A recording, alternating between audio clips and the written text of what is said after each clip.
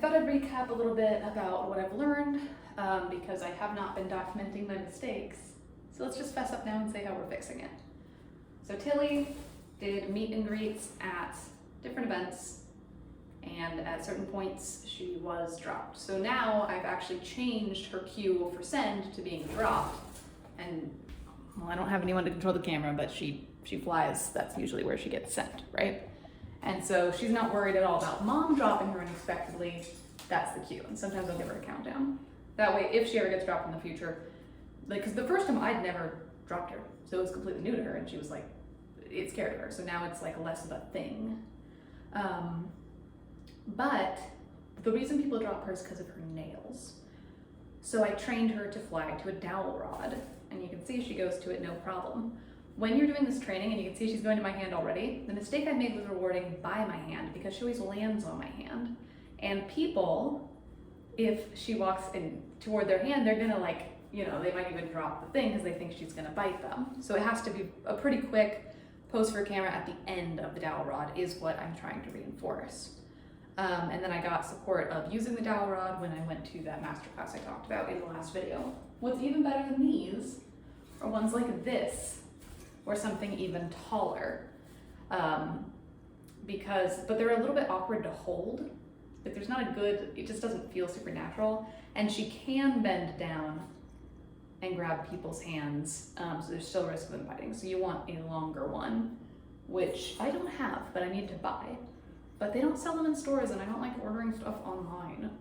Can you go? No, that's not what I asked for. She's like, this is where we do spin in the thing. I know what you want from me. Tilly. And so you can see if I drop, oh, are you just proving me wrong because I said you would go? Drop. Actually, you know what, guys?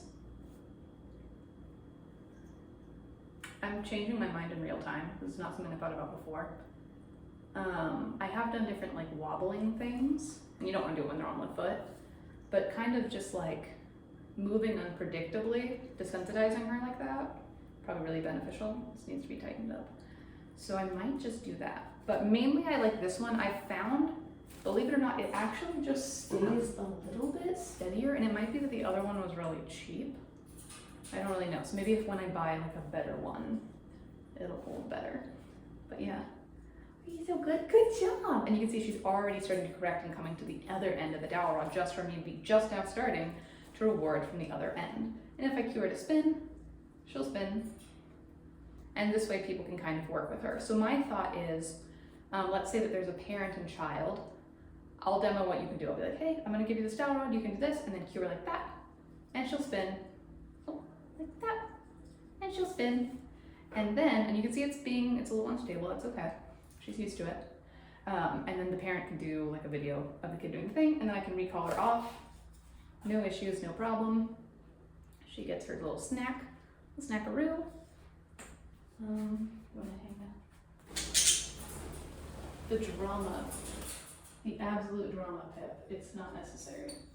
Yeah, and that's kind of my thought. That's kind of where I'm going with this. So now that I realize that the end goal actually, because I was thinking, well, she'll do the dowel rod and then eventually we'll walk her onto people's hands. Like that was kind of my thought, that was what I was going for. But now I'm thinking, oh, yeah. Like the goal can just be for them to have the dowel rod, especially for people who are maybe more sensitive to touch and stuff. You can see she's rubbing her beak on me. Come over here. Yes. Treat always gets delivered at that end. So I think that's kind of the direction I'm gonna take. There's crumbs on my hand she's now trying to eat. Yes! I don't really care what she does on the dowel rod as long as she stays that way, because people do tend to freak out even though they're so excited to hold the bird, which is understandable. They have like a can opener on their face, so it's like, why wouldn't I be nervous? And I like that it gives her a really easy out, and no risk of her getting scared, no risk of a kid getting like bit, which she hasn't bit a kid before, but you know, like with animals, it's just a risk. So yeah. Are you doing your bat because there's treats down here? So good. She's very cute. So that's just kind of what we're practicing today, just land And people probably don't expect the weight, so I'm doing a little bit of a bounce when she lands, because that's what she's going to experience. And obviously when she's been doing the Dowel a while. When you're first practicing it, then you want it as steady as possible. But once they have it down, then you can start just doing like a little thing, and a little more. So until now, if she, Tilly, then if I, she's gonna stay on and wait for her treat at that end, right? Does that kind of make sense? So that's something to think about if you want to do meet and greets with animals where people take photos, is that it might be in the best interest of both the animal and the people for good 1 foot, good job. Might be in the best interest of the people and animal if they're just a little bit hands off, and that's okay. We don't need any pressure. You're so good. All right, that's all for this one.